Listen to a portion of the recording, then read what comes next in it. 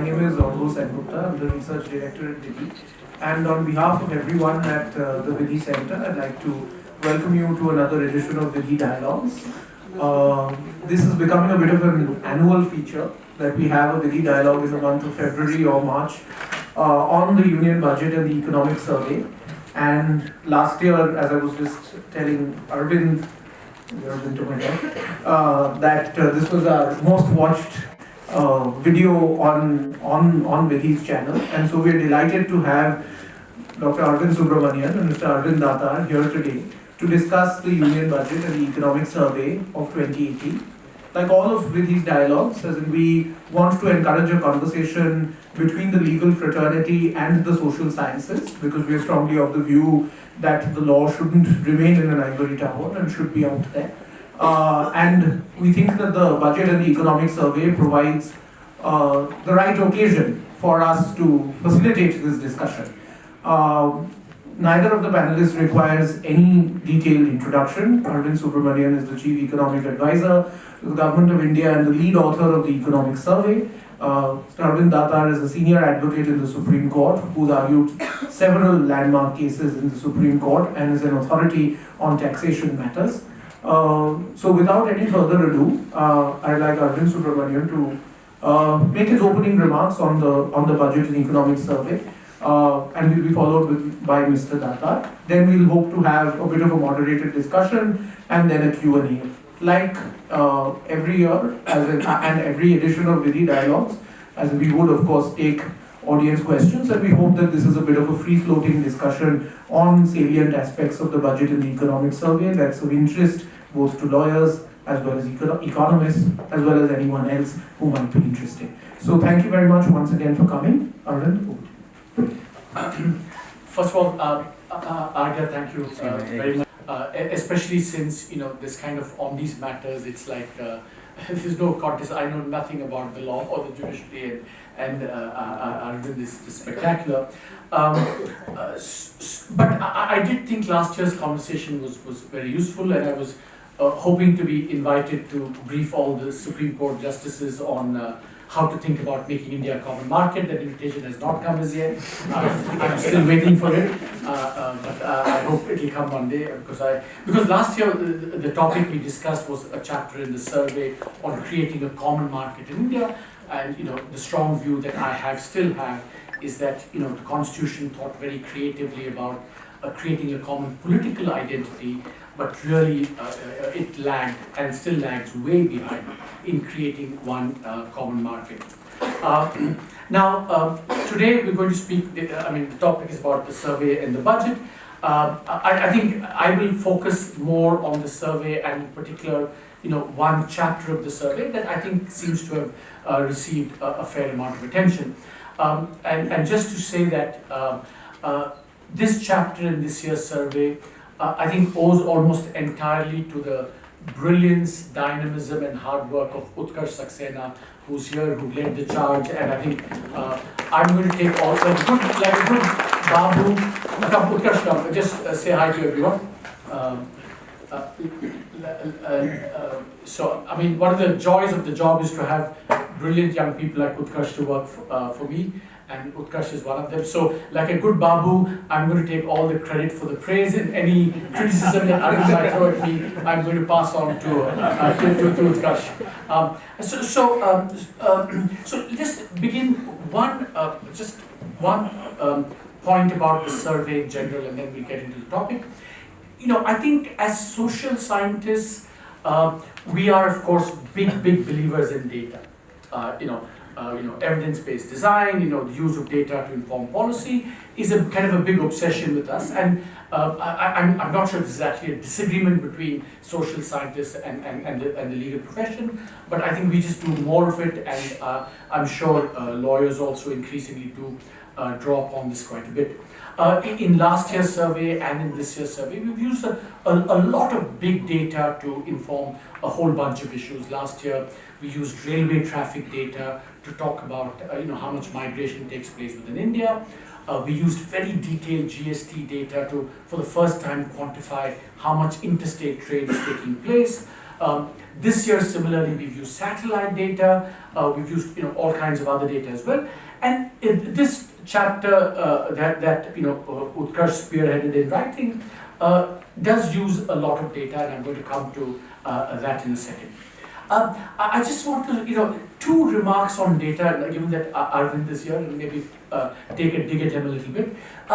I think the power of data is just enormous. I mean, and I don't just mean it in the sense of, these days there's obsession with, amongst economists, with trying to do all kinds of fancy things with data.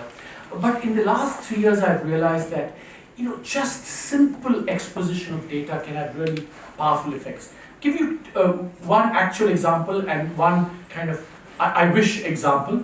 The actual example is that this year the introduction of the long-term capital gains, and I don't want to go into the rights or wrongs of it, but I think its kind of acceptability owed a lot to this headline number that for the first time was published and was brought to light. That the tax department, revenue department showed that something like 3.6 lakh crore was filed as exempted income under capital, i.e. capital gains exempted. So just the power that people say, oh my God, so much income exempted, not fair, and so the political economy dynamic of that led to a greater acceptability of the long-term capital gains that was introduced in the budget. Again, I'm not saying right or wrong, but just understanding that. So the little bit of a dig at Arvind I want to have, and I wish is that, for example, the Aadhaar case that's being decided. I mean, Arvind, what is really, it's a bit unfortunate, maybe whatever. We've actually analyzed like 40, 50 million transactions on Aadhaar. And we have some, data on this, which I really wish the court could use. Again, I'm not going to get into what is right, what is wrong, and not even to say that this data, what we have on Aadhaar, is necessarily going to support the government's case. Maybe it may be just the opposite. But I think it can really, the amount of data there is out there, especially including on Aadhaar, we've analyzed, my colleagues Parth and others have analyzed for about 5-6 states, 5-6 schemes, every transaction, how many transactions were actually denied, technologically were kind of rejected on these grounds. And it's fantastic. I really wish, even if it doesn't get to the court sometime, we'd like to kind of discuss too. So the power of data is just enormous in terms of influencing policy. And that's been one of my big, obsessions writing the survey, to use all this data. Now, so last year, the kind of legal theme we took up was one market, where does the law stand on this? And of course, Argya was a big contributor to that chapter last year, and so was the Honorable FM, which was a little bit of a first for the survey. Finance ministers actually contributing to the content of the survey doesn't happen very much. This year, I'll make a confession, just to kind of give you a little bit of background and kind of spice it up a little bit. What I actually wanted to write on this year was the creeping judicialization of economic policy, and whether that was necessarily a desirable thing or not. Now, in the event, we did not go into this for various reasons. We didn't have the time, the data was not good enough to be analyzed. But, there is a kind of a broad point I want to throw out to all of you in the legal community, is that supposing you think that there is more and more judicialization of economic policy. Let's take that as a fact. And I think to some extent, I think it's true that that's happening. Then the question that all of us should ask ourselves is, look, economic policy requires actually every point in time a careful calibration and assessment of costs and benefits. Now, is there something about the judicial process that is actually inimical to that? I think the law deals with rules, principles, etc. And if you get greater judicialization of economic policy, is there a kind of downside that you get into blunt instruments of policy, because that's what the legal process is geared to do. Just to give you one example, again, I don't have a view on this. Please don't misquote me. Take auctioning, for example, the auction of public assets. At one level, one can completely understand why, as a legal rule, transparency, eliminating corruption, it's a very desirable thing, and also a response to all that had happened, and therefore had a lot of legitimacy. But if you think about like spectrum, for example, you could make the case from an economic careful cost-benefit evaluation that actually auctioning does not maximize the public benefits from other modes of allocating spectrum. Now, again, the problem is that those other modes get into problems, political problems, ethical problems, legal problems, and so we kind of, almost now, our default mode has been auction, auction, auction, but there could be a potential cost from that. And you see that in many other aspects of policy. I mean, you just wonder whether, and I'm not talking about particular verdicts, particular judges, particular contexts, but there is something about, this careful calibration of detail of costs and benefits that, the legal process, the constitutional process cannot do. But that's not what we finally ended up in the survey. But, I would very much urge this to be a lot on the agenda for lawyers and others to discuss. What we, of course, ended up writing about was, given the whole ease of doing business and so on, the question of whether, the legal process in India has become so kind of protracted and delayed that it takes a toll on economic activity. And so one could think about, the ease of doing business, lots of things that we do, but actually having expeditious, judicial contract enforcement and, rule of law, etc., can actually add significantly to good ease of doing business and increasing economic activity. Yeah. Just a few more minutes. I will ask something else. Okay. So what we did in this chapter was, first, using data to document the pendency and delays that are happening in various kind of judicial processes that affect economic activity. So if we looked at 6 economic tribunals, the most important economic tribunals, you see that pendency and delays are rising dramatically. The same thing is happening in the high courts. The same thing is happening in the Supreme Court. That judicial verdicts on economic matters. So you see the double whammy that not only is more economic activity getting judicially determined, but that there are also delays in the process. So therefore, it takes a toll on economic activity. One kind of possible reason for this, these delays we looked into was whether it's obviously in part it's because there's a capacity issue. There's a we need to have more judges, we need more money, all these things. But was some of this also self-inflicted by the judiciary itself? For example, is there expanding jurisdiction by the high courts, by the Supreme Courts, and because of that, self-inflicted expansion of jurisdiction, whether that creates too much of a burden and overload on the judicial system, and therefore it kind of to the neglect of economic cases more generally. And we documented, SLP cases, the Article 226 cases, how these things have risen, and possibly as a consequence, economic policy cases were also being delayed. Then, we kind of got into some of the costs of this as well.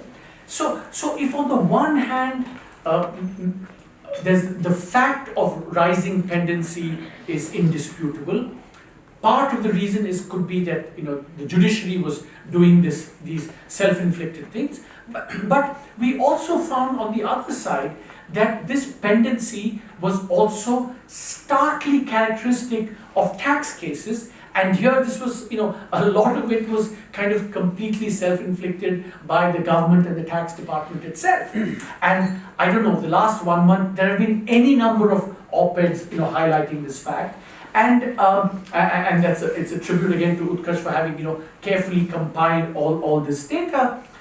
Because to me, the number that just stuck out as a, headline number is that the success rate of government in income tax cases, 15, 20, 25%, but petition rates are about 80, 85, 88%. So it just strikes you as this cannot be right. You lose so many cases, and yet you're the biggest litigant. Isn't that a big problem? So rising pendency taking a toll, part of it self-inflicted by the judiciary, part of it in some spheres self-inflicted by the government, and therefore what should we do about this? And I don't want to go into all the details of the recommendations we made, and we've made quite a few if you read the chapter, and I'd love to hear what Arvind has to say about that. Of course, one of the successes which we highlighted in a box was the Supreme Court, when it had these special benches on tax matters, that really brought down the pendency quite a bit. It not only brought down the pendency, it had the advantage of creating some kind of uniformity and consistency of jurisprudence, which I think helps a lot in these matters as well. And I'm told, Utkarsh tells me that the Supreme Court is kind of almost doing that again in some cases, which would be wonderful. But what are the solutions going forward? I mean, obviously, more money, more judges, are examples of that. Another thing, for example, we recommended was that on the whole, tax department being such a big litigant, did we need stricter rules saying anything above a certain limit, no re-litigation at all? You see, because remember, the problem about this litigation by the government is actually a bit more complicated than appears. It's not just a case of saying we won't litigate, because remember what happens is that, and again, this is a broader problem in India more generally, is that suppose the tax department loses a case. I mean, the whole incentive of decision making in government does not allow a bureaucrat or us to say, look, we've lost the case, so let's shelve it. Because of this, what I call the 4C problem, the fear of investigation by the courts, the CBI, the CBC, CAG, that the default and the safe option is to say, I litigate so that the burden is transferred to someone else. So how do you crack this deeper problem of, paralysis and fear of decision making on the part of, tax department officials more generally? I think is something that we need to think more deeply about. The last point I want to, so there are lots of specific solutions that we, advocate in this, and some may be right, some may be wrong. I think we'd love to hear all of your views on this. But there's a kind of broader point that, that Utkarsh and I are very fond of, which is the following, right? If you think about India as a federal polity, which we discussed last time, I think that I've always very strongly argued, drawing upon the GST example and generally other things, is that, as a polity, there's a kind of vertical separation between the center and the states. And I felt that, both cooperative and competitive federalism is kind of a powerful way forward for India for many, many aspects of economic reform and, boosting investment and so on. Can we think of the executive and judiciary, horizontal organs of government? Can we think about something like a kind of horizontal, a cooperative separation of powers, as it were, instead of each side saying you're overreaching, which I think we're seeing more and more of. I'm sure Arvind thinks that the executive is overreaching. I think there are lots of people who think the judiciary is overreaching. So can we talk about, think about like a concordat, as they say in French, a kind of broad principles agreement between the judiciary and the executive, a cooperative separation of powers, where you really come together in tackling this problem of the pendency, the delays, the ineffectiveness, the blunt instruments. Can we kind of be creative and think about these things in a way that can really advance the common purpose of boosting investment growth and just reviving, thinking of economics and advancing economic outcomes in a purposeful way, not through this mutual recrimination which is happening kind of fair bit, but through a kind of coming together, as it were. So my kind of glib, kind of sexy one-liner that I want to leave all of you with is, vertical cooperative federalism, horizontal cooperative separation of powers. Thank you.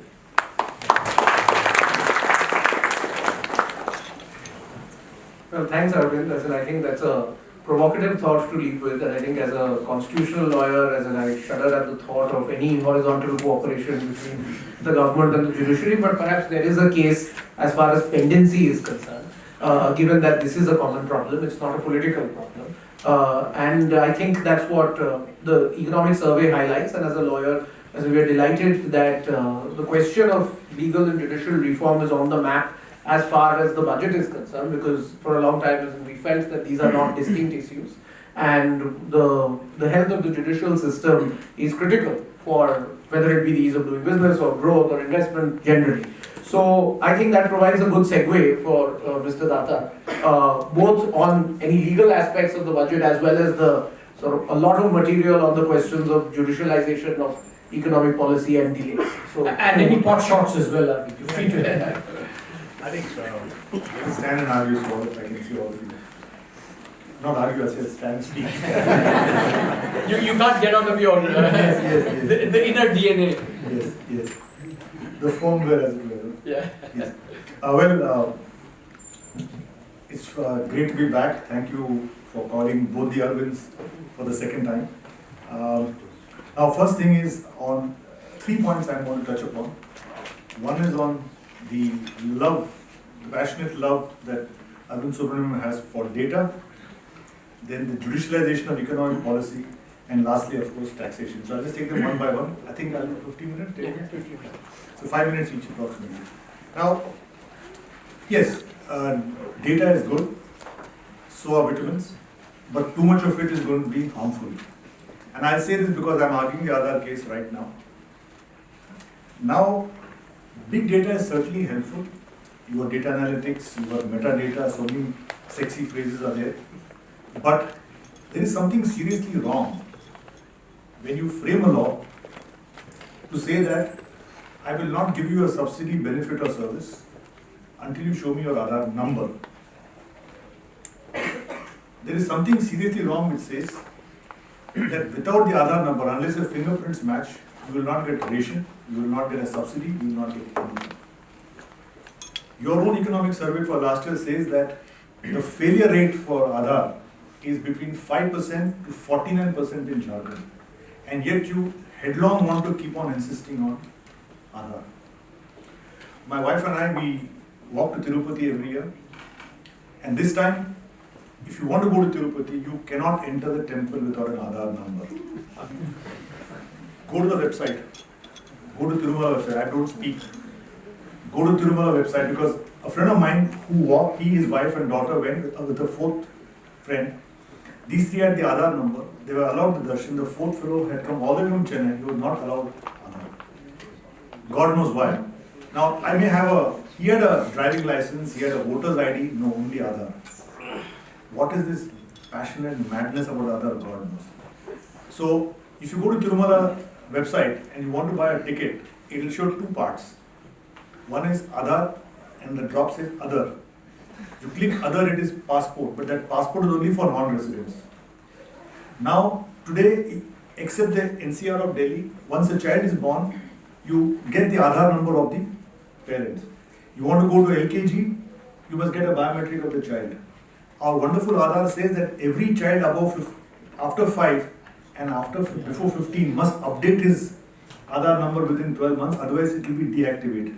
So what I'm saying is, I don't understand the reason why you should have Aadhaar from birth to death. And I don't know if you know under section 3.3 of the Registration on Births and Deaths Act, right?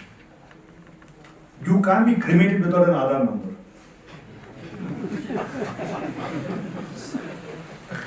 Please check. So, I first heard I was giving a lecture in Bangalore and from there I was going to Pune for another lecture. Two people told me that a funeral was held up for 3 hours because that Aadhaar number was not available. Now, if that dead man's Aadhaar is not available, what is the solution? Are you going to keep the body indefinitely? No. Then get the Aadhaar number of the nearest relative. Now, with my limited intelligence as a lawyer, I don't understand what is the logic of having Aadhaar for cremating a body. And I get so many mails.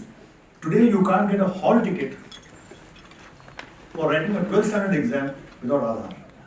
So, this is a very serious problem, and let me tell you, because I have done enough research on this, no country in the world has requires you to give numbers for everything. In fact, all over the world, people are retreating. They are saying this kind of excessive data is a serious human right problem because it will lead to a big brother surveillance kind of society where they can track you everywhere.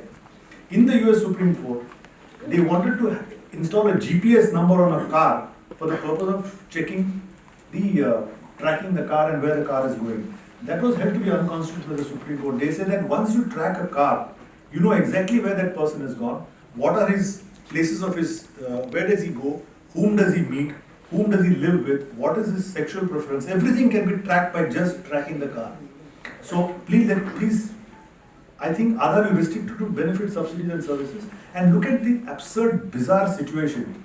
You are talking of matching a thumb impression. Now if you go to the main Aadhaar center, you are supposed to ask questions and get Aadhaar. Now, my wife and I went applied for Aadhaar because we wanted LPG subsidy in those days. Subsequently, Prime Minister said if you are well off, don't take a subsidy, we gave it up. So I don't need the Aadhaar. But I can't opt out of Aadhaar. My bank account is linked, my mutual fund is linked, my insurance policy is linked, Demat account is linked. And the day on which we ultimately go up, the Aadhaar number will be there before I am allowed to go to Vaikunta, wherever. Now, this is the kind of danger which we are facing. And before we talk about big data, is this the way to collect data? Data for what? So please let us rethink about this entire scheme of extending it beyond this. You know, today there are 1,062 million bank accounts in India, including Jan Dhan accounts. 825 million have been seeded with Aadhaar. Why? To establish identity. Now my account, your account, Argo's account is there for 15, 20, 30 years. Are you going to establish an identity of already a person whose identity is known? So you are starting with the assumption that all Indians are basically criminals, black money people, launderers and so on, and therefore we need the Aadhaar to authenticate them. And if you see the counter affidavit, it's so bizarre. Why do you want Aadhaar? Terrorism, black money. I can understand that we should ensure that fake people should not get subsidy benefit. That's a fully legitimate claim. I don't quarrel with that. But let us stop there. And as a tax lawyer, if somebody tells me that you're going to curb black money by having Aadhaar linked with your PAN card, the only thing I can say is you've got a good sense of humor and nothing more than that. Now, so much for Aadhaar. So let's keep big data. Data is good, but in limitations. And as important, in fact, if you read Justice Chandrachud's judgment in the privacy case, he quotes South Africa, quotes Canada, quotes Ireland, quotes Germany, quotes United States. Everywhere they say collecting data beyond a certain point is a threat to individual human rights because you do not know what that person will do beyond a particular point of time. So it has to be kept. And there is also moved that you must delete data. What I am going to argue tomorrow is that you have authenticated my bank account. You have convinced yourself that I am not a terrorist, I don't have black money, all that I am who I am. Right? Descartes said that I think, therefore I am. Now you say, I have Aadhaar, therefore I am. That is you. Yes. So once you have authenticated me, delete the data. Why do you want to keep it? You have deduplicated the PAN card. Be told to quote, there are out of 34 crore PAN card holders, only 5 crores are SSCs. Why do you have so many more PAN cards? Because to buy a motorcycle, to open a bank account, you require Aadhaar card. PAN card. Now in the parliament, the minister said that only 0.4% are the duplicate PAN cards, and very often these duplicates are because I am working in Chennai, I get a job in Delhi or I get a job in, let's say, Calcutta. He just goes and applies for a fresh PAN card, no intention of cheating. Out of this 0.4%, 99% has been weeded out. So basically just 0.01% left. For that, all the 34 crore SSCs have to again deduplicate their PAN cards. And you know the best joke? You're talking of software and data and so on. You have to file income tax return. And look at the deceit. They told the court that if you don't have Aadhaar, I won't insist on. You can file a return without Aadhaar, because Aadhaar is optional. But they put the return in such a way, without your Aadhaar, you can't file the return. So you must punch in your 12-digit number, otherwise your return will not be processed. So what does it mean? Unless I have an Aadhaar, I can't file my return. If I don't file my return, I'm assessing in default. But now the Attorney General said that this is a 100% foolproof method, because with biometrics you can't lie. Once I know your Aadhaar number, I know your PAN card number, I will immediately accept that there is a duplication or not duplication of the PAN card. Suppose the number doesn't match, because if you punch in your Aadhaar number, it will give you your age, your address, whatever the demographic information. That will be checked with your PAN card. If both match, then you are the same person. Look what people have done. So much for the software and so much for the assurance to the Supreme Court. It's 100%. A lawyer whom Orgon was an I know, he didn't have an Aadhaar. But he didn't want to apply for it. How to get his income tax through?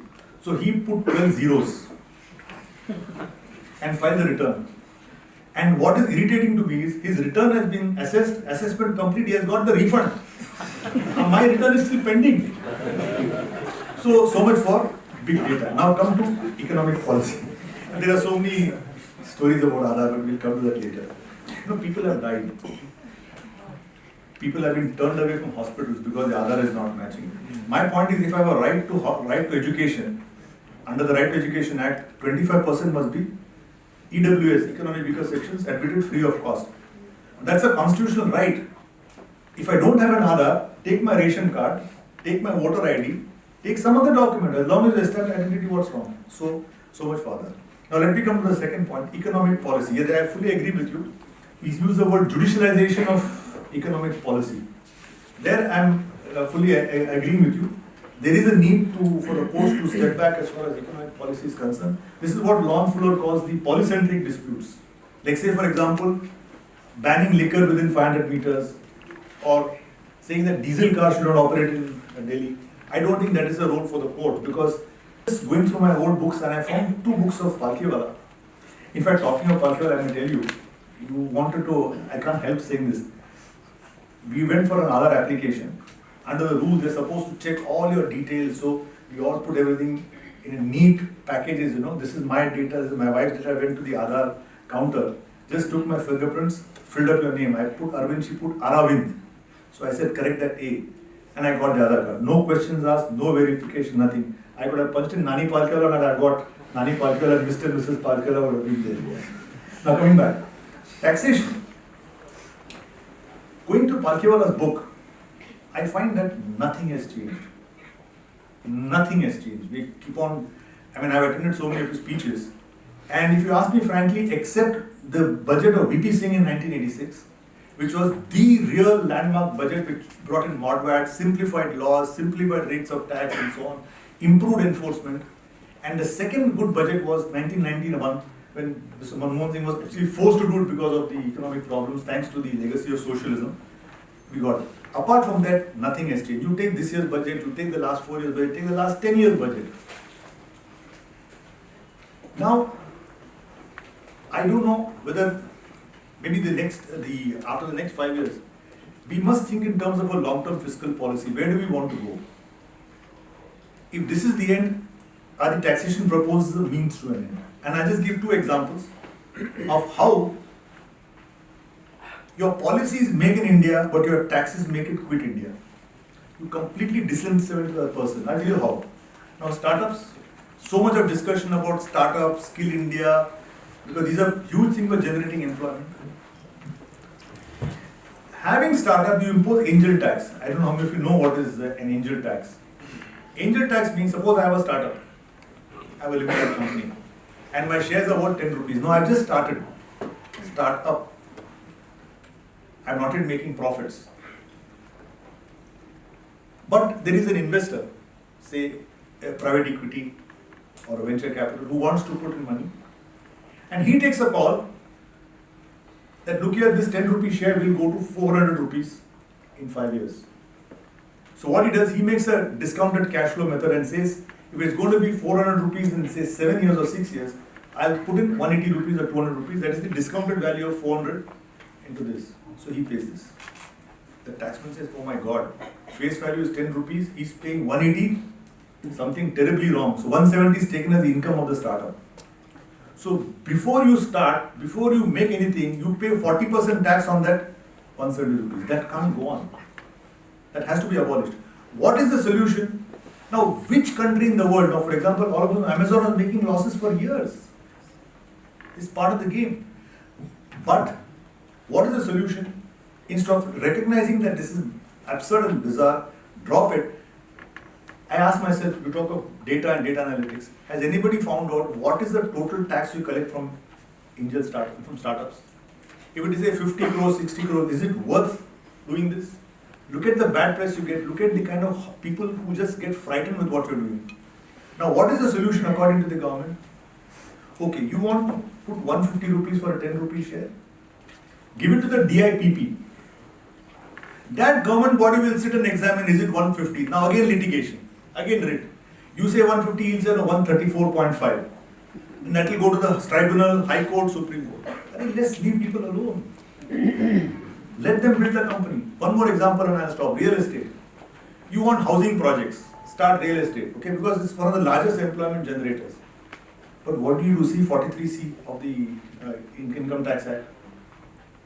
Now today, suppose I got a flat, I got say let's say 100 unsold units, I'm a builder. Nobody is buying my flat. The guideline value is there. We got all what is called circle rates in Delhi, it's called guideline value in Chennai and Bangalore. Now very often, what is this guideline value? It is the highest price paid in the last year for any particular place. Now you may have Ashoka Road. The thing on Ashoka Road, let's say Meridian or Shangri-La will fetch say a lakh of rupees, but you just go 2 lanes behind, it will not even be 65,000 rupees a square foot because of the location. Then again you have, is it a 20 feet road, 30 feet road, how much FSI can I get? So many parameters are there. But for the purpose of guideline, Ashoka Road is taken as 1 unit and it is fixed at 1 lakh, which is the highest price got for that. Now if the builder is unable to sell, what does he do? He sells at less than the guideline value. So the guideline value is 1 lakh, he sells at 75,000. Now the Income Tax Act says, if you sell below the circle rate, that 25,000 is deemed to be your income and you pay tax on that. Now I don't know what is the logic. I'm not able to sell the flat, I'm selling at a low price. That is not all. On the builder's point, he pays tax. Now suppose you buy that flat, God forbid. They will say, you bought a flat whose market value is 1 lakh, but you have paid 75, so 25,000 is your income. So the flat buyer pays tax on deemed income. The flat seller pays tax on deemed income. Entire real estate is in a standstill. So I think, apart from economic survey, we should now really think of what is the impact of this particular thing. And one thing which I find very difficult is, you said, what is the solution? I think 2 things after almost 4 decades in taxation. One is the tax department should not live in separate silos. In fact, many people in the government have told me that incorrigible to deal with the tax. So unless we do something to say that, look, you must come on board. You must ask, will this promote employment? Will this promote real estate? Will they promote small industry?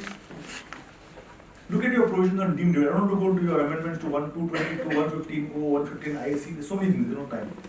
Now, the point is, you see some 10 rupees being saved there, you go and tax it.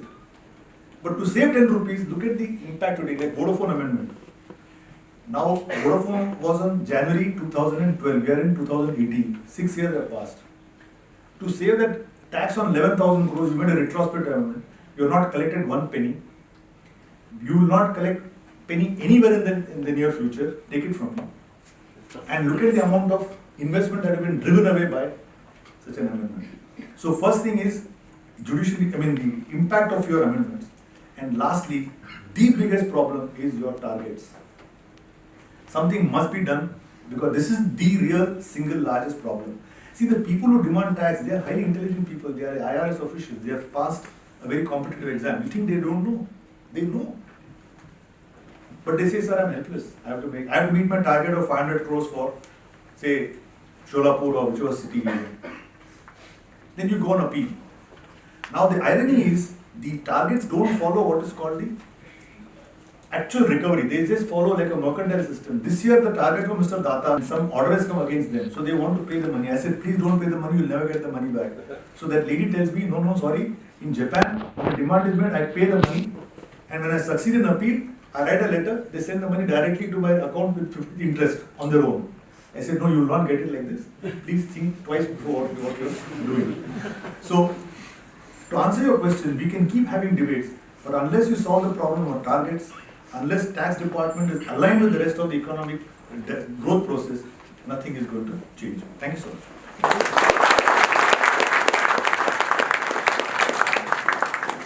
Thank you very much, Mr. Datar. I think we've got a range of subjects on the table, and we've certainly gone beyond the scope of the economic survey and the budget. I think we had a similar experience last time when I think demonetization was the flavor of the season, so everything became about demonetization. I think it's very much Aadhaar this time. Oh, and GST, that's right. So, but I think before we go to the audience, I had sort of one thought pulling together a couple of strands, which is about financial and economic decision making in government, which I think is one thing that seems to be coming up. And two strains there. One is with regard to incentives that which you, Arvind, talked about with regard to filing litigation, and similarly Mr. Datar about as far as collections are concerned. It seems that the incentive is essentially to do your job defined in a very limited manner and not care about the big picture. So, how can we think about changing incentive structures in order to facilitate proactive decision making? That's number one. And number two is that how can we think about breaking some silos? Because this is something that sort of we see in a number of legislations that, and particularly tax legislations, and this is not true for any government, this seems to be a function of the tax bureaucracy, that it's fundamentally based on a distrust of the taxpayer. And while that may be correct, and there may be several historical reasons as to why that may be so, it's clearly discordant with India, which wants to attract investment, India which wants to grow, which wants to have a favorable climate for business, which cannot be based on distrust. So how do we look to break these silos, and how do we think about changing these incentives?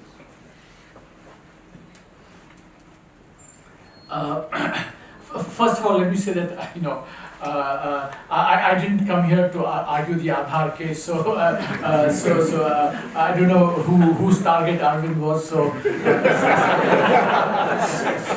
Data, big data. Proxy. No, I think it's one thing to say we need data, and another thing to say whether Aadhaar is necessary or not, and I don't want to get into that. They're quite distinct arguments, I think. But maybe this is kind of a persuasion by proxy on the part of Arvind. I'll leave it at that. Now, on the question that, and also something that Arvind said, you see, I mean, I have thought about these things quite a bit, and on the incentive question that you raised, I think there are two kinds of decision-making things that happen here, right? One is the case of, the fear and paralysis in decision-making. The other is what Arvind said, the target, you got to go in. I think these are two distinct things. On the whole question of, the 4C problem. You see, remember what is actually going on here. That, let's say, and I'm caricaturing here for a moment, right? Let's say there's an honest bureaucrat and a kind of dishonest bureaucrat, right? The dishonest bureaucrat, regardless of whether there's CBI, CBC, whatever, he's going to be dishonest. The problem is that the 4C problem affects the honest bureaucrat because, remember, any decision that you make is by definition going to help someone or the other. And the Prevention of Corruption Act, as it's worded today, says that, if your decision helps someone, you are liable. So I think there's a strong case for saying, at least on that score, changing the Prevention of Corruption Act, it would be one way forward. I actually think that's only a necessary condition, not a sufficient condition, because I think what needs to happen is you need to change the act. Bureaucrats need to take bold but honest decisions, and then when the CBI, the 4Cs come after them, then they have to be shown to be, they have to win those things, and then only when you create, because now we've had 20, 30, 40 years of this 4C problem, and this, I mean, one could argue in fact that this anti-corruption thing has gone to such an extent that the reaction to this has in fact kind of paralyzed decision making in government. So it's one of those things where we know from the Chicago School of Thought that beware the unintended consequences of what you do. It might come back and bite you. So a Prevention of Corruption Act, that's only a necessary condition. Honest bureaucrats have to be supported, subsequently when they are, kind of chased by these investigative institutions. On these targets, I don't have, firstly, I think that one has to be a little bit careful here. I don't know how much of this, I'm sure some of this happens, but I'm sure there is also, the balance to be struck between, the fact that you have to go after, guys who you think are not paying. Maybe there's overzealousness in tax administration. So I don't have a very good answer for this. I think RKR raises, a kind of deeper point about, the distrust factor in India. I think it's really fair to say that, everything that we do in tax seems to want to go after the 5 or 10 dishonest taxpayers rather than facilitating the ease of doing business for the 90-95 honest taxpayers. I think we've seen that to some extent in the GST as well. We see this to some extent in the design of various procedures. And, what is the way out? I don't think there's some easy, I can't give you some lever to do something to say, you can do this and therefore you can solve the problem.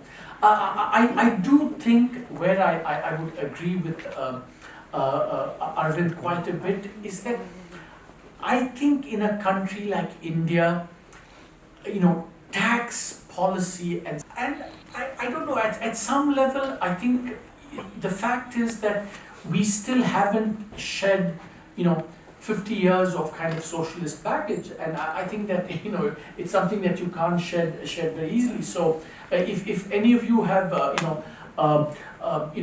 kind of ideas for so one idea on this whole target thing was linking performance of tax officers not to how many cases that they initiated, but what their success rate was in terms of, but then you require very sophisticated HR in tax administration, because remember, you file a case, the guy has moved on, and then 5 years later you have to assess his record in terms of how successful those cases were, and then you have to kind of retroactively. So it's not easy, and as I said, if you have easy solutions, I'd be happy to pass them on to whoever Arvind wants to target today. And I think that gets us back to the pendency problem in courts. But I'm sure there are several questions that people in the audience might have. I'd just like to request you to introduce yourself and to keep your questions brief, because we are a little bit short on time. Yeah. So we'll take a few. There's one here, we'll start here, one here, and one here, and then and you can address as the left Arvind and the right Arvind. Are you sure you want to do the left Arvind? He's certainly the right Arvind. Good evening, sirs. First of all, it's an honor to be able to listen to you, and I'm sure all of us will be pondering about a lot of things when we go home. So my question is to Mr. Arvind Datar, sir, about big data and all. So sir, my name is Sarthak, and I worked in this e-commerce firm called Flipkart some time back. And in that firm, we used to collect all kinds of data there also. All kinds of data, and used to get several sort of insights from them. And this data we collected not just from like upper class tier 1, we were also reaching out to tier 2 cities, tier 3 cities, and all kinds of. And so the kind of services that we were able to provide to these users was remarkable, several sense. Of course, the data we of course took permission and stuff. And we were not the only ones who are doing it. Almost every other big multinational company, they're doing it. So when this sort of data is anyways being collected, is anyway being extracted, so isn't it better if it's in hands of government, an accountable government, rather than a big multinational firm, which is basically based somewhere in US or some other developed country? And secondly, a part of this question, sir. Yes, sir, secondly, sir, that the examples you gave, sir, Germany, Ireland, all this, so these are developed countries, where the concern of a citizen is mostly that whatever I'm doing, this is like those, my privacy is not breached and all those things. In a country like India, where over 30 crore people are still poverty, where their main concern is getting their first meal and all those things, how much does these kind of things matter for them, like whether they're being tracked or not, if they are able to get services? Thank you, sir. Thanks, sir. Question here. Thank you. So we'll take 2 or 3.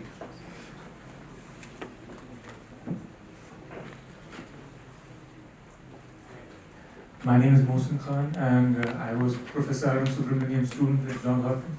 I just 2 quick questions. Firstly, as you pointed out in class many times, and Atul Kohli too, that India's tariff and non-tariff values have been coming down since the early 1980s, from Mrs. Gandhi's last term onwards. We have seen a reversal of it this year. Tariffs have been increased by the current government. Is this a reversal of our 35, 37-year journey? B, anybody can answer that. My second question is, we were hoping that privatization would take place at a faster pace once this government came to power. And we know that bank privatization is a complex problem, but even low-hanging fruits such as Air India have not been handled so far. So could you please clarify on that? One on the back.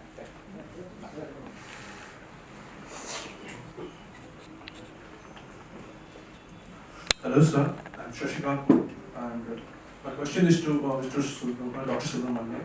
Yeah. Sir, your notion of horizontal cooperative federalism in case of judiciary and executive. So regarding that, so how do you think in this populist era, we know this, when institutions have become the tools for a petty political agenda, right? So this will not weaken our republican structure, which is especially when crony capitalism is so apparent, and we know this fact that our executive is considerably populist, and this is, this horizontal cooperative federalism, this is having some fundamental consequences which should be taken. And one more thing, sir, quickly, I would like to appreciate the efforts of Mr. Datar. You are resisting the efforts of establishment, and you're trying to make us aware of the fact that there's a Hobbesian nightmare out there, and we need to be awakened about that. I really appreciate your efforts. I'm really appreciating your effort. Thank you.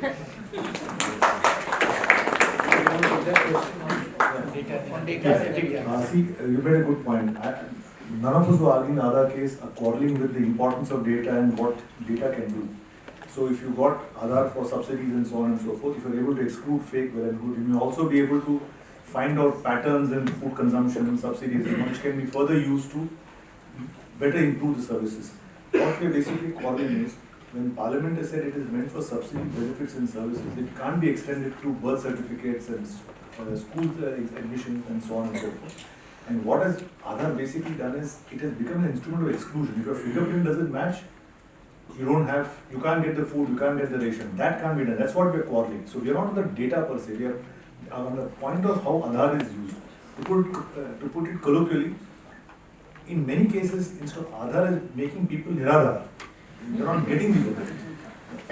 No, but I think, Arvind, the point he made is a good one there. Yeah. Because around the world now, what is happening is, the whole, who owns data?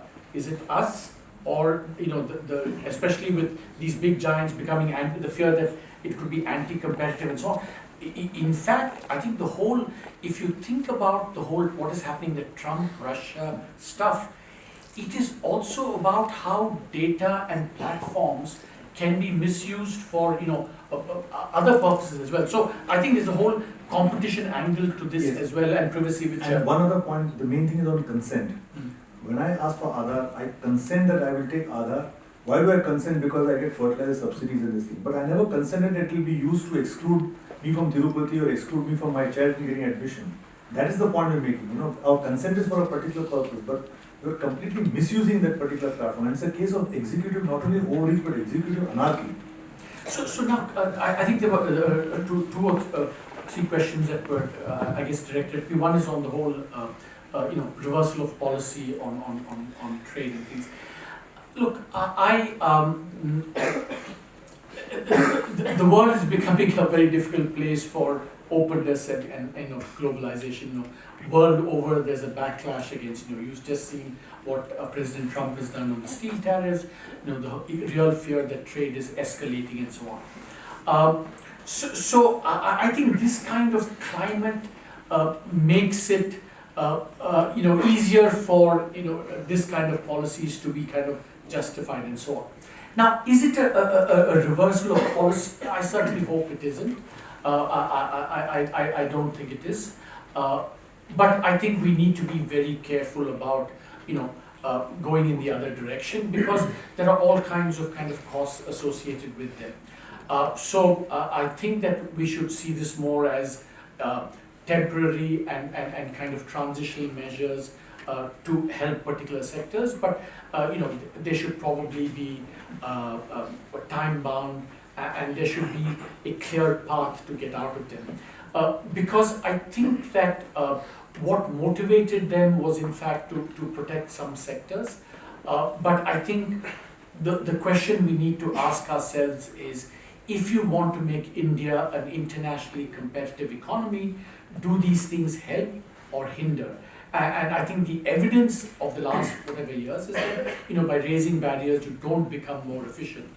So whatever possible gains that you might get would be at best temporary. So I think we should view these as at best temporary measures before we do the fundamental reform to make our economy more competitive. On privatization, I actually think that this is a moment to, Air India I hope will happen, but I think this is really a moment to think much more seriously about private sector, majority private sector participation in the public sector banks. I think we've reached a stage where we have to ask ourselves the question, is there something about public ownership that aggravates all the problems that we're seeing in the banking system?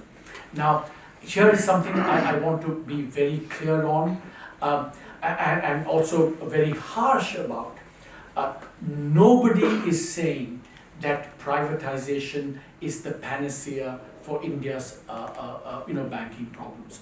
But anyone who thinks that you can actually get meaningful reform in a way that avoids these problems without or within the current structure of majority government ownership of 75% of the banking system needs to think about Albert Einstein saying insanity is about doing the same things over and over again and thinking you'll get different results. So I think I think this is a moment to consider, and we can go into, and remember that there are lots of red herrings, straw men that people construct. Nobody is saying that the entire banking system should be privatized. What we're saying is that there should be more private sector ownership, and there could be some public sector banks, but the current bar to majority private sector participation, that should be taken away, and I think it's a good moment to consider this. Last point, I think this is something that Arvind also said, and the question about the dangers of cooperative separation of power. I think it's a really good question, and I'm going to give you a kind of more an abstract answer to that. Look, there is no doubt in my mind that the legitimacy of the judiciary increases in direct proportion to all the problems that happen with the executive and the legislature. There's a kind of institutional vacuum that's created, which the judiciary has, I think, filled. And to be fair, I think that for every 4 or 5 unfortunate things that the judiciary does, like alcohol ban or whatever, there are so many other things, there are enough things that the judiciary does that make it legitimate and still the institution that's revered as thing. However, I think that, but the danger in that is exactly what we're seeing. The pendulum has gone to such an extent that it's acquired so much legitimacy that the overreach and the judicialization has happened. So, in a sense, I think there is an opportunity, the very factor, ironically, the kind of illegitimacy of other organs led to the legitimization of the judiciary, but the fact that the legitimacy also, judiciary is also overreaching creates for an opportunity for the executive to in fact say, hey, gone too much, let's get together and get a proper allocation and cooperative separation of powers in a way that wouldn't compromise that basic separation of powers that we have. So I think there is a kind of, I would call this almost a kind of legitimacy yo-yo back and forth that I think has happened, and I think what is happening now does create an opportunity for cooperative separation of powers. And certainly on judicial delays. Yes, and exactly, a very good point. Yeah, exactly. That's a very good point. Actually, judicial delays, pendency is something that without any kind of legitimacy overreach we can do that. It's a very good point, actually. Yeah, we'll take some more questions. There's one here, and one there, and then we'll take one last round here. Yeah, lady in the back. Thank you. My name is Pooja Raghuram. I've worked with think tanks the past 2 years on issues of tax from a development and gender perspective. I kind of want to challenge a little bit the assumption, we're talking about the distrust the tax department has in taxpayers, the fact that Amazon has been posting losses for 7 years. It's established that they've been booking their profits in tax havens, actually. But there are really complicated ways in which corporations and businesses have found ways to avoid taxes. And it's an established problem that's trying to be resolved at a global level. So I don't think the assumption that the Vodafone case had no basis, and this is why I'm thankful there's a parliament for checks and balance, because not everyone necessarily agrees with that position, right?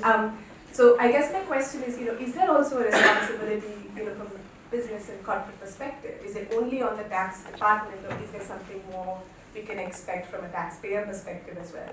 Thank you. Lady here, in front. Thank you for your very interesting session. Yeah, we can hear you. My name is Shripriya and I work as a lab fellow right now. My question is directed to Mr. Subramanian, and it's a question regarding federalism, cooperative federalism. So I wrote my bachelor thesis on this topic, and one of my important findings was that the smaller and more homogeneous states there are, the more efficiently they are run. And that's when they have better relationships with the center. And of course, my question is based on my finding, which need not be entirely correct. But what my question to you is that how far can we go in this fragmentation? And there is a danger to this, because the smaller you go, you are more efficient, but you have to stop somewhere. So where do you draw this line? Thanks. Guy at the back. Good evening, sir. My name is Arvind and I'm in law school currently. My question goes to Mr. Subramanian. Sir, you had initially stated that there is an creeping judicialization of costs and benefits. So considering where in a place like India, where there are diverse economic needs, where there is diverse economic utility, which leads to diverse economic costs, in fact, which now then creates new legal rights in play for citizens, isn't creeping judicialization an obvious fact in that situation? And extending on that, when you said that there is creeping judicialization in respect of more benefits for the people, so it's an extension on that. Wouldn't more benefits create more rights, and wouldn't infringement in a case of those rights lead to over-judicialization? And so last extension on that, when you said I'm not going against that concept, but classified taxation, like the LTCG example, various forms of classified taxation, going on the face of it, basic understanding of the problem, wouldn't it create more and more judicialization? Right. We take one question at the back, standing. Right. Thank you. Good evening, Mr. Datar. Good evening, Dr. Subramanian. My question is to you, sir. Globally, there is a set guideline for the governments to operate in a certain way to achieve sustainable development. And the Agenda 2030 recognizes that the private sector is getting diversified. So, what, according to you, are the forms of businesses that can thrive in India? And in particular, do you think community-based organizations, for example, cooperatives, can see a resurgence with this global agenda? Thanks. I think we got enough. So Arvind, you asked me. Yeah. Well, on this taxation issue, I wanted to just clarify, I'll not get into the merits of the Vodafone dispute. The basic point was, if the shares are completely outside India, then India can't tax it. It's a simple proposition, and you try to cure it by reverse parliament. Now, one thing I tell you that, look, you accuse, it's not, Amazon has not made profit. The country which are questioning are Apple, Google and Starbucks, which have put money into Ireland, and they got that double Irish sandwich and so on, which I will not get into. But the point is, there are treaty provisions which I can take benefit of. I ask you a simple question. I have 1 lakh of rupees. If I put into a public provident fund, my interest is tax-free. If I put into a fixed deposit, it's taxed. What do you do? So if I can route my investment through Mauritius, which is permitted under the treaty, then I'm not doing anything illegal. And I think President Trump, or whatever you say about him, he's at least realized that if you're going to have a very high rate, people are going to park their funds in Ireland and Cayman Islands and so on. So he has now brought down the rate of tax to 21%, allowed Apple to bring back the money and so on. So I don't think it's fair to blame the corporations for taking advantage of what is legitimately permissible. And don't forget, whichever company, I think it was Google or Starbucks, which was sought to be taxed, was taxed under competition law, not under tax, because they've done nothing wrong in terms of taxation. So again, terrific questions. On fragmentation, I think that's a very good point. I think it's fair to say that if I'm reading the evidence right, that where we did break up the 4 states, that there is evidence that things have improved thereafter. So I think broadly, I think that's true, and I think that we know that there are some states in India which are just too big and need to be broken up for better governance, and I will not name them. But I think that. But the question is that as economists, we think that there is a trade-off. When you become small, there are some advantages which you said, you're closer to the people, all those benefits happen, but then there are also some fixed costs of administration, whatever. So that speaks against becoming too small and avoiding a proliferation of things. So there is a kind of optimal size, and 220 million is too big, that's for sure. That's one. See, I think the other point's actually a wonderful point, that to some extent, judicialization has been a consequence of the rights-based approach to economic policy that happened, over the last 10 years, and that so in that sense, I think it is a bit unfair to blame the judiciary because it is a kind of direct consequence of creating rights. I mean, and the whole point about that was to have justiciable rights, and so you get the judicialization. So you're absolutely right that I think should.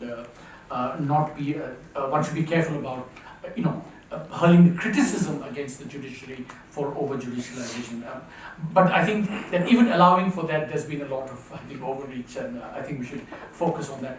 On other social forms of activity, I certainly think that in any society, like you have competition, you should have a competition for organizational forms as well.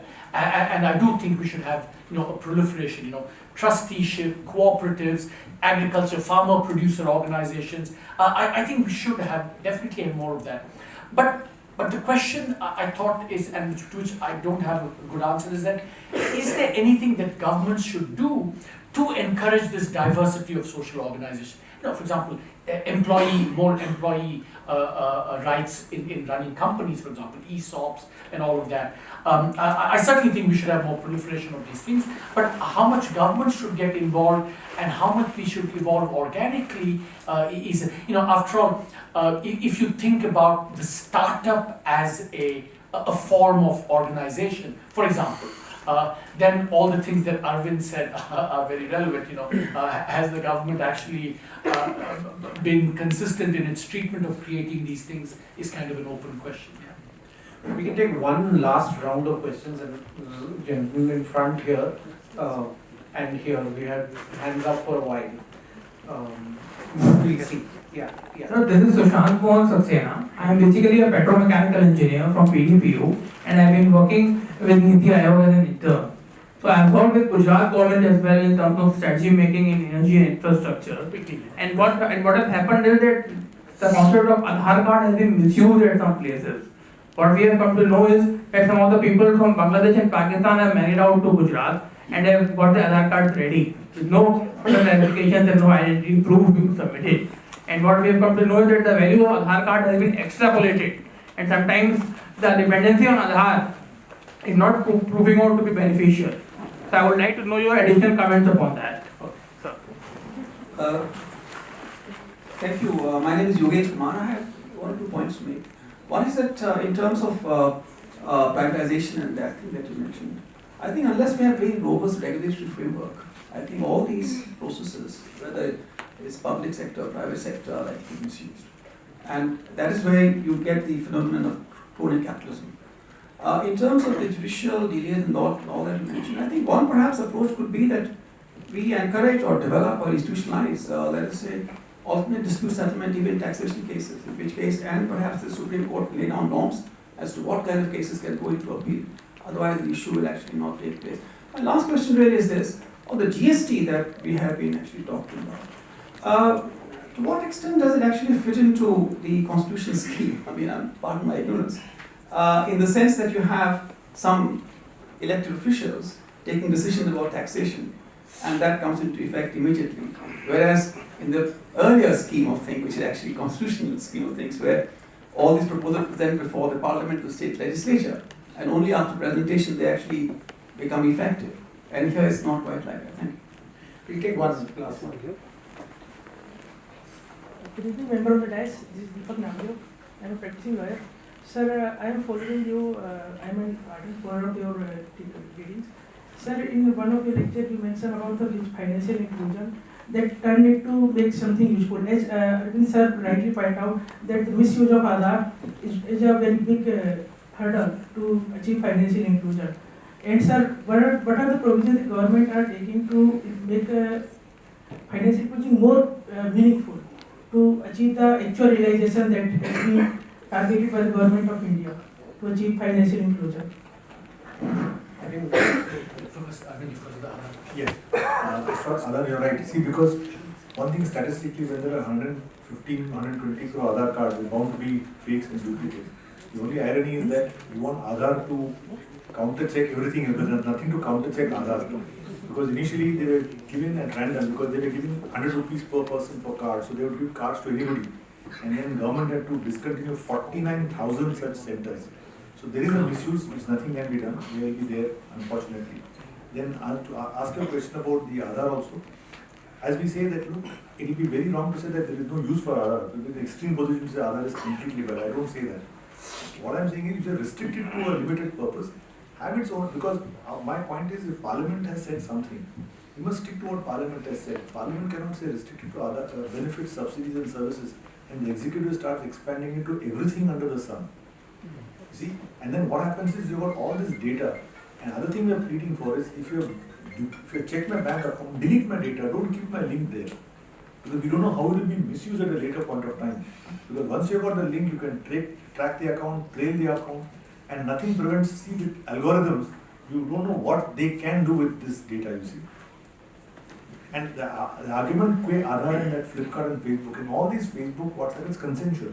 If I go to Facebook, I know that I'm going to get all these feedbacks, ads and so on. So I do it voluntarily because I weigh the consequences. I may decide not to be on Facebook, you may decide, because you know that by going on Facebook I get all these plus points. By going on Google I get all these plus points. But as far as Aadhaar is concerned, if it's consensual, you have no problem. But don't make it compulsory. For even person, like I got a dear friend of mine whose father is 94, mother is 89. And their father is bedridden, mother can't move. And in November, the ration card had been discontinued because they couldn't drink the Aadhaar. So what do you do? That's not fair. Correct. Yeah.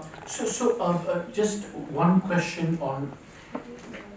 I absolutely agree that you need strong regulation everywhere,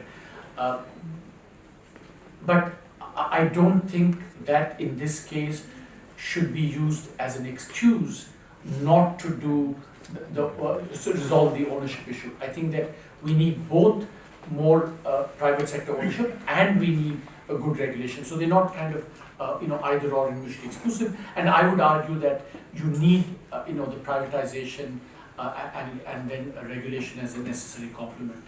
I thought there's a point that Arvind should take, that on the whole, you were talking about the GST and things. I mean, after all, that's why you had a constitutional amendment to actually have this, being decided the way it is. So in that, and Arvind should know better. What the government is doing towards financial inclusion, I think the whole, jam trinity that we have, with this caveat on Aadhaar that Arvind is trying his best to take the A out of jam, and I have to fight a rearguard battle against Arvind. No, I have no views on Aadhaar, by the way. So, but I think the jam. But one interesting aspect about financial inclusion, a kind of more something that I found is that it's a very interesting thing that financial inclusion in India actually is facilitated if there's interoperability between banks. So for example, if supposing I'm a banking correspondent of Axis Bank, and someone comes to me for his or her PDS payment, and then that has to, whatever Aadhaar enabled it goes, and suppose the account is then in State Bank of India, that has to be validated. But what you find in the data, and here I would sing the praise of data, what you find in the data, Arvind, very interesting is that consistently all the big banks stymie interoperability.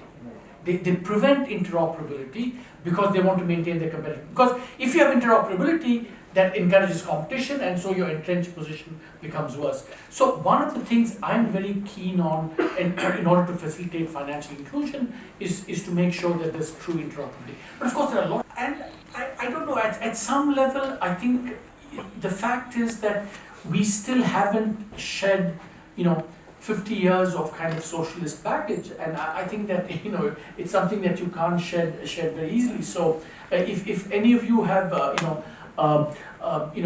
kind of ideas for, so one idea on this whole target thing was linking performance of tax officers not to how many cases that they initiated, but what their success rate was in terms of but then you require very sophisticated HR in tax administration, because remember, you file a case, the guy has moved on, and then 5 years later you have to assess his record in terms of how successful those cases were, and then you have to kind of retroactively. So it's not easy, and as I said, if you have easy solutions, I'd be happy to pass them on to whoever Arvind wants to target today. Well, I think that gets us back to the pendency problem in courts.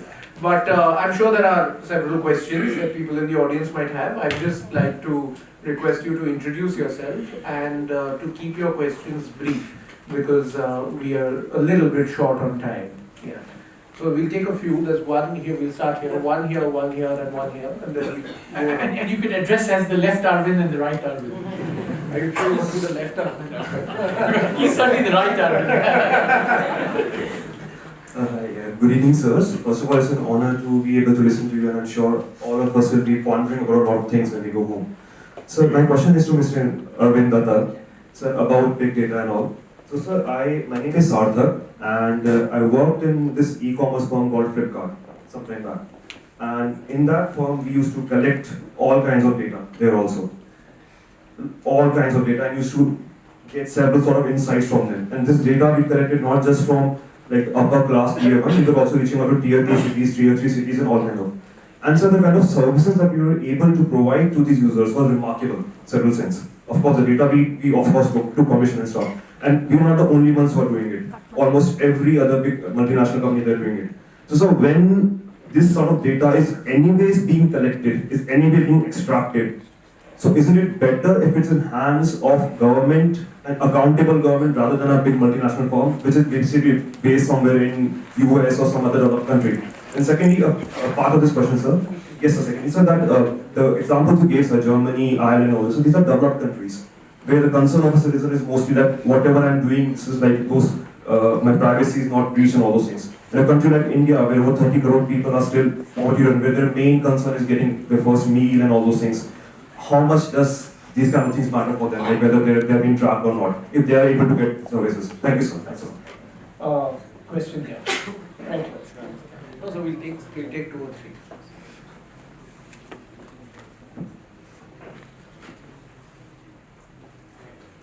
My name is Mohsin Khan, and I was Professor Arvind Subramanian student at John Hopkins. I just 2 quick questions. Firstly, as you pointed out in class many times, and Atul Kohli too, that India's tariff and non-tariff values have been coming down since the early 1980s, from Mrs. Gandhi's last term onwards. We have seen a reversal of it this year. Tariffs have been increased by the current government. Is this a reversal of our 35, 37-year journey? B, anybody can answer that. My second question is, we were hoping that privatization would take place at a faster pace once this government came to power. And we know that bank privatization is a complex problem, but even low-hanging fruits such as Air India have not been handled so far. So could you please clarify on that? One on the back.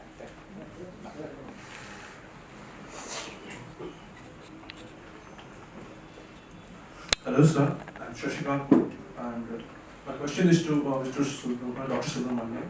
Yeah. Sir, your notion of horizontal cooperative federalism in case of judiciary and executive. So regarding that, so how do you think in this populist era? I mean, we know this. I mean, when institutions have become the tools for a petty political agenda, right? So this will not weaken our republican structure, which is especially when crony capitalism is so apparent, and we know this fact that our executive is considerably populist, and this is, I mean, this horizontal cooperative federalism, this is having some fundamental consequences which should be taken into account. And one more thing, sir, quickly, I would like to appreciate the efforts of Mr. Datar. I mean, you are resisting the efforts of establishment, and you're trying to make us aware of the fact that there's a Hobbesian nightmare out there, and we need to be awakened about that. I really appreciate your efforts. I mean, I'm really appreciating your effort. Thank you.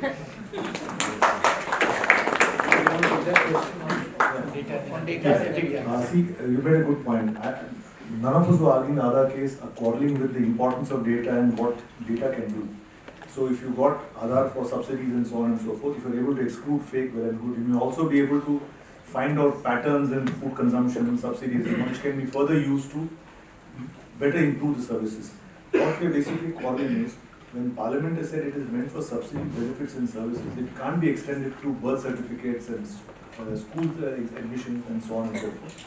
And what has Aadhaar basically done is, it has become an instrument of exclusion. If your fingerprint doesn't match, you can't get the food, you can't get the ration. That can't be done. That's what we're quarreling. So we're not on the data per se, we are on the point of how Aadhaar is used.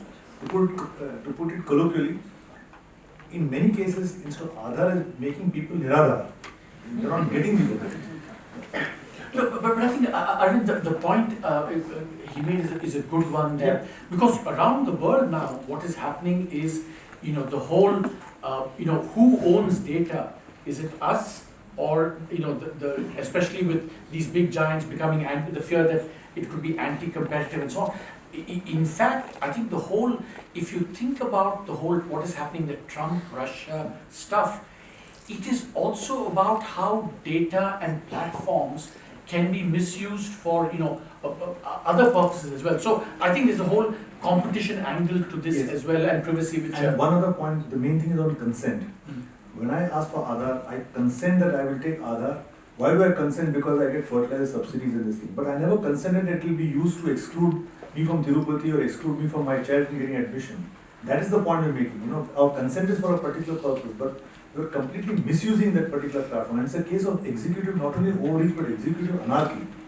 So now, I think there were two or three questions that were, I guess, directed. One is on the whole, reversal of policy on trade and things. Look, the world is becoming a very difficult place for openness and globalization. World over, there's a backlash against. You've just seen what President Trump has done on the steel tariffs. The real fear that trade is escalating and so on. So I think this kind of climate makes it easier for this kind of policies to be kind of justified and so on. Now, is it a reversal of policy? I certainly hope it isn't. I don't think it is. But I think we need to be very careful about going in the other direction, because there are all kinds of costs associated with them. So I think that we should see this more as temporary and kind of transitional measures to help particular sectors, but they should probably be time bound, and there should be a clear path to get out of them. Because I think that what motivated them was in fact to protect some sectors, but I think the question we need to ask ourselves is, if you want to make India an internationally competitive economy, do these things help or hinder? And I think the evidence of the last whatever years is that by raising barriers you don't become more efficient. So whatever possible gains that you might get would be at best temporary. So I think we should view these as at best temporary measures before we do the fundamental reform to make our economy more competitive. On privatization, I actually think that this is a moment to, Air India I hope will happen, but I think this is really a moment to think much more seriously about private sector, majority private sector participation in the public sector banks. I think we've reached a stage where we have to ask ourselves the question, is there something about public ownership that aggravates all the problems that we're seeing in the banking system?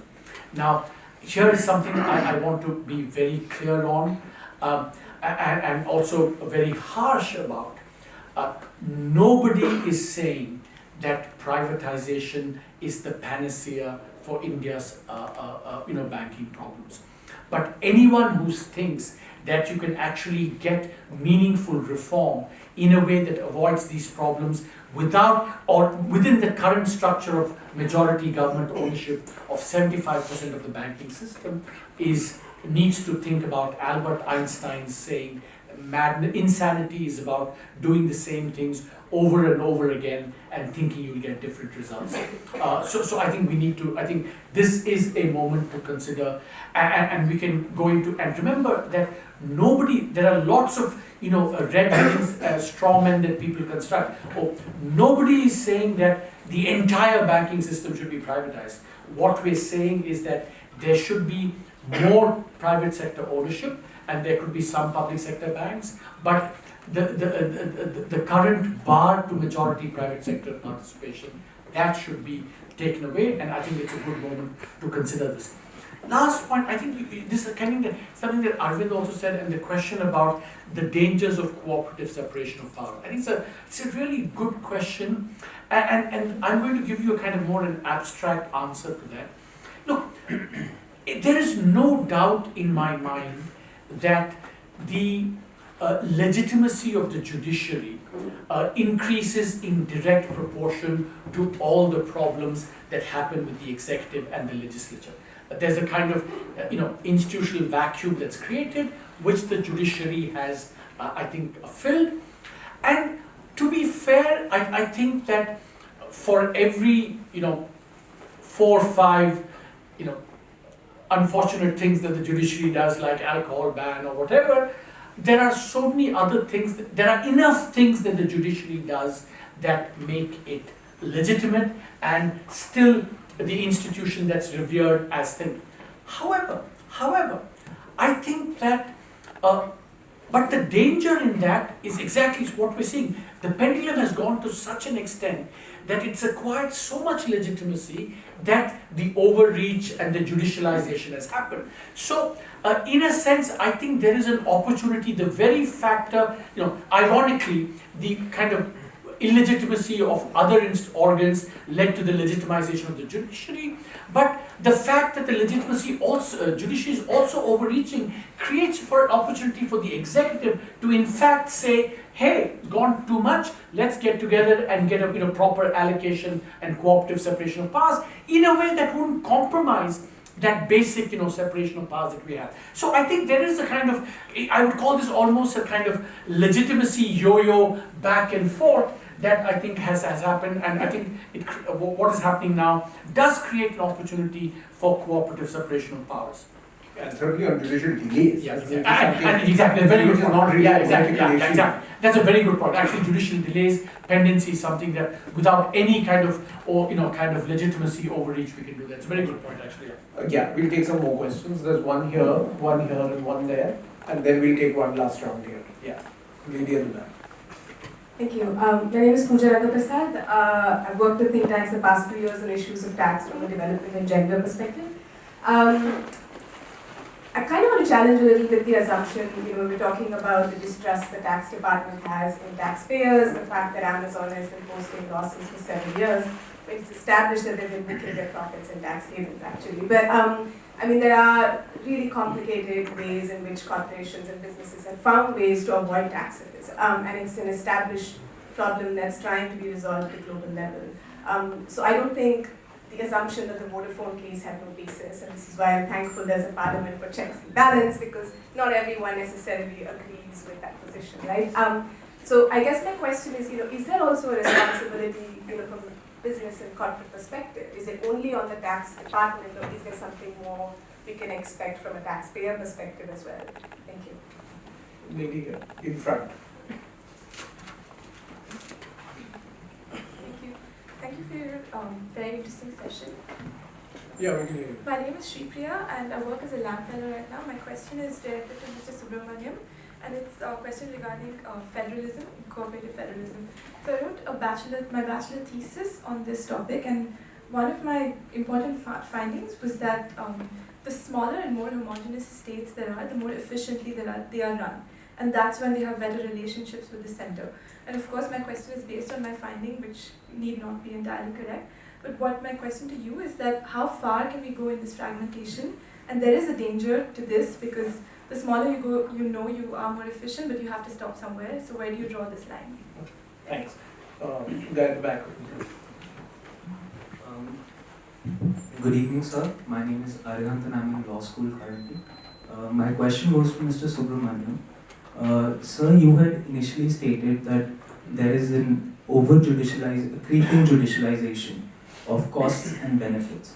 So considering where in a place like India, where there are diverse economic needs, where there is diverse economic utility, which leads to diverse economic costs, in fact, which now then creates new legal rights in play for citizens, isn't creeping judicialization an obvious fact in that situation? And extending on that, when you said that there is creeping judicialization in respect of more benefits for the people. So it's an extension on that. Wouldn't more benefits create more rights, and wouldn't infringement in a case of those rights lead to over judicialization? And so last extension on that, when you said I'm not going against that concept, but classified taxation, like the LTCG example, various forms of classified taxation, going on the face of it, basic understanding of the problem, wouldn't it create more and more judicialization? We take one question at the back, standing. Thank you. Good evening, Mr. Datar. Good evening, Dr. Subramanian. My question is to you, sir. Globally, there is a set guideline for the governments to operate in a certain way to achieve sustainable development. And the Agenda 2030 recognizes that the private sector is getting diversified. So what, according to you, are the forms of businesses that can thrive in India? And in particular, do you think community-based organizations, for example, cooperatives, can see a resurgence with this global agenda? Thanks. I think we got enough. Arvind, you asked me. Yeah. Well, on this taxation issue, I wanted to just clarify. I'll not get into the merits of the Vodafone dispute. The basic point was, if the shares are completely outside India, then India can't tax it. It's a simple proposition, and you try to cure it by reverse parliament. Now, one thing I'll tell you that, look, you accuse, it's not, Amazon has not made profit. The country which are questioned are Apple, Google and Starbucks, which have put money into Ireland, and we got that double Irish sandwich and so on, which I will not get into. But the point is, there are treaty provisions which I can take benefit of. I'll ask you a simple question. I have 1 lakh of rupees. If I put into a public provident fund, my interest is tax-free. If I put into a fixed deposit, it's taxed. What do you do?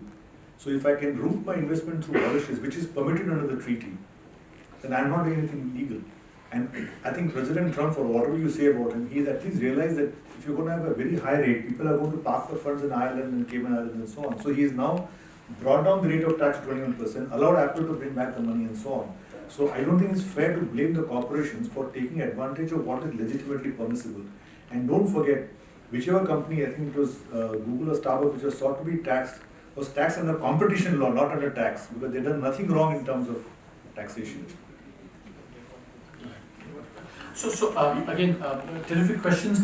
On fragmentation, I think that's a very good point. I think it's fair to say that if I'm reading the evidence right, that where we did break up the 4 states, that there is evidence that things have improved thereafter. So I think broadly, I think that's true, and I think that we know that there are some states in India which are just too big and need to be broken up for better governance, and I will not name them. But I think that. But the question is that as economists, we think that there is a trade-off.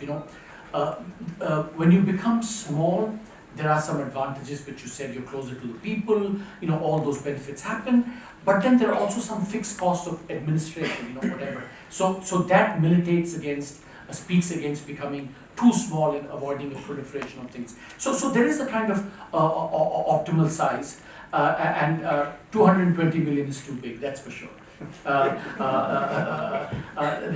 That's one. See, I think the other point's actually a wonderful point, that to some extent, judicialization has been a consequence of the rights-based approach to economic policy that happened, over the last 10 years, and that so in that sense, I think it is a bit unfair to blame the judiciary because it is a kind of direct consequence of creating rights. I mean, and the whole point about that was to have justiciable rights, and so you get the judicialization. So you're absolutely right that I think should not be. One should be careful about, hurling the criticism against the judiciary for over-judicialization. But I think that even allowing for that, there's been a lot of, overreach, and I think we should focus on that. On other social forms of activity, I certainly think that in any society, like you have competition, you should have a competition for organizational forms as well.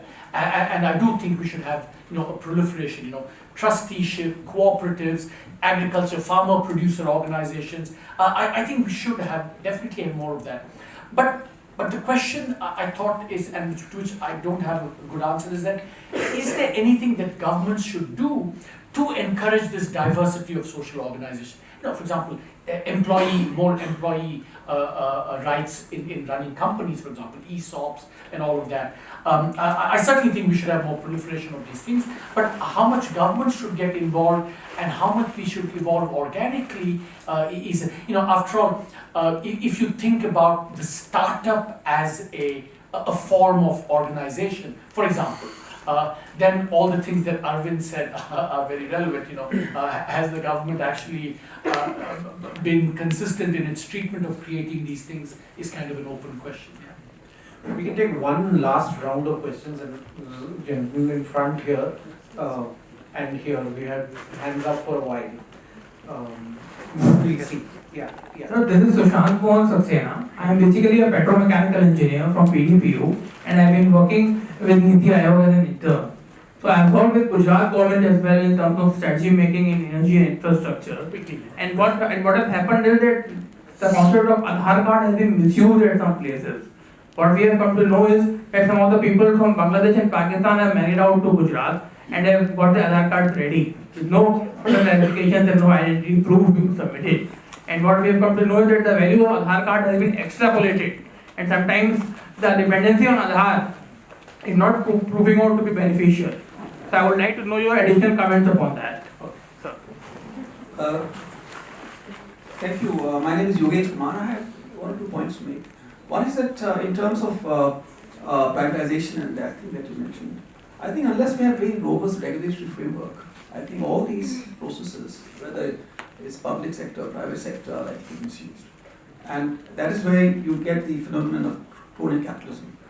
In terms of the judicial, delays and all that you mentioned, I think one perhaps approach could be that we encourage or develop or institutionalize, let us say, alternate dispute settlement even in taxation cases, in which case, and perhaps the Supreme Court lay down norms as to what kind of cases can go into appeal. Otherwise, the issue will actually not take place. My last question really is this, on the GST that we have been actually talking about. To what extent does it actually fit into the constitutional scheme? I mean, pardon my ignorance. In the sense that you have some elected officials taking decisions about taxation, and that comes into effect immediately.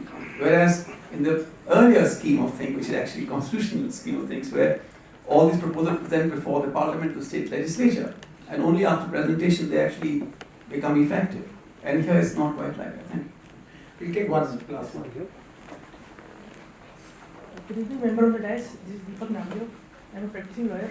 Sir, I am following you. I am an ardent follower of your readings. Sir, in one of your lectures, you mentioned about the financial inclusion that turned it to make something useful. As Arvind sir rightly pointed out, that the misuse of Aadhaar is a very big hurdle to achieve financial inclusion. And sir, what are the provisions the government are taking to make financial inclusion more meaningful, to achieve the actual realization that has been targeted by the government of India to achieve financial inclusion? I think yes, as far as Aadhaar, you're right. See, because one thing statistically, when there are 115, 120 crore Aadhaar cards, there's bound to be fakes and duplicates. The only irony is that you want Aadhaar to counter-check everything else, but there's nothing to counter-check Aadhaar. Because initially they were given at random, because they were giving 100 rupees per person for cards, so they would give cards to anybody. And then government had to discontinue 49,000 such centers.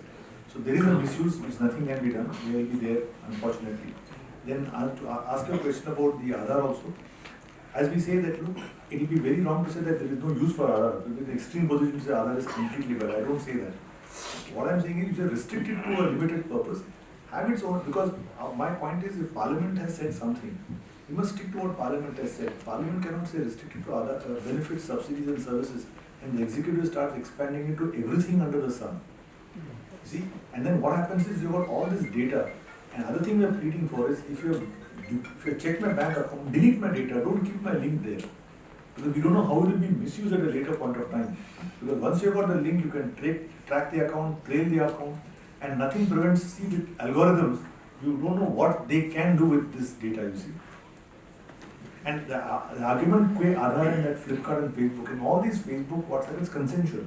If I go to Facebook, I know that I'm going to get all these feedbacks, ads and so on. So I do it voluntarily because I weigh the consequences. I may decide not to be on Facebook, you may decide, because you know that by going on Facebook I get all these plus points, by going on Google I get all these plus points. But as far as Aadhaar is concerned, if it's consensual, you have no problem. But don't make it compulsory. For even person, like I got a dear friend of mine whose father is 94, mother is 89, and their father is bedridden, mother can't move. And in November, the ration card had been discontinued because we couldn't bring the Aadhaar. So what do you do? That's not fair. Correct. Yeah. Just one question on. I absolutely agree that you need strong regulation everywhere. But I don't think that in this case should be used as an excuse not to do to resolve the ownership issue. I think that we need both more private sector ownership and we need a good regulation. So they're not kind of either or and mutually exclusive. And I would argue that you need the privatization and then a regulation as a necessary complement.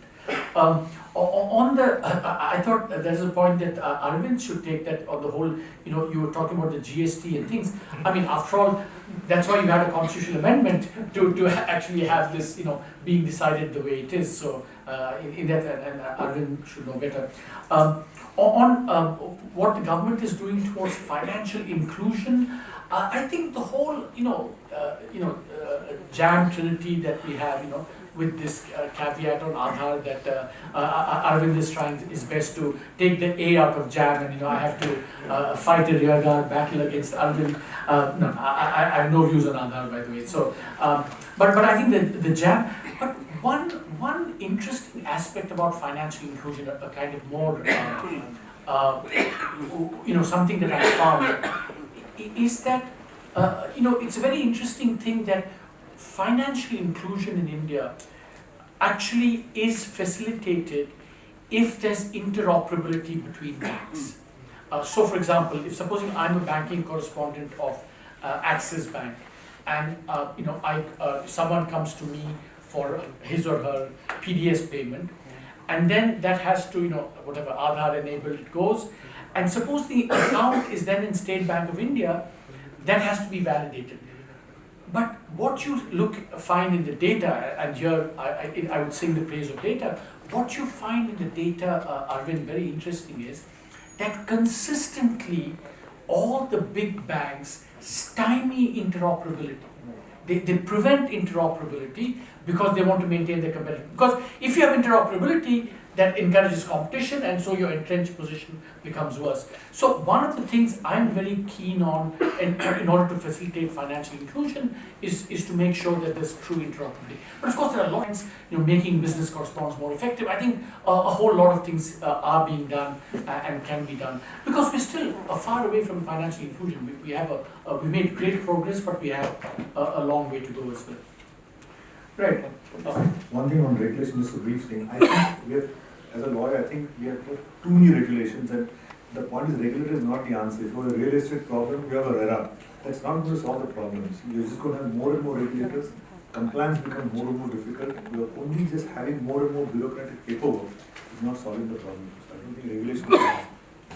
I think that was a heady discussion, and I think one thought that I'm left with at the end of it is that whether it be on Aadhaar or it be in privatization and regulatory frameworks, the real question that arises is what is the role of the state in the 21st century? Because even in Aadhaar, as in we see a curious inversion where people who believed in a big state have become libertarian, and people who often want privatization support the state. So, as in I think there is a genuine debate to be had about the role of the state in the 21st century. I think we've made a start today in discussing various organs of the state, be it the executive, the parliament, or the judiciary. And I think I thank Arvind for the economic survey which allowed this discussion, and Mr. Datar for being a wonderful discussant. So please join me, ladies and gentlemen, in thanking our speakers. we've got a small token of appreciation for both.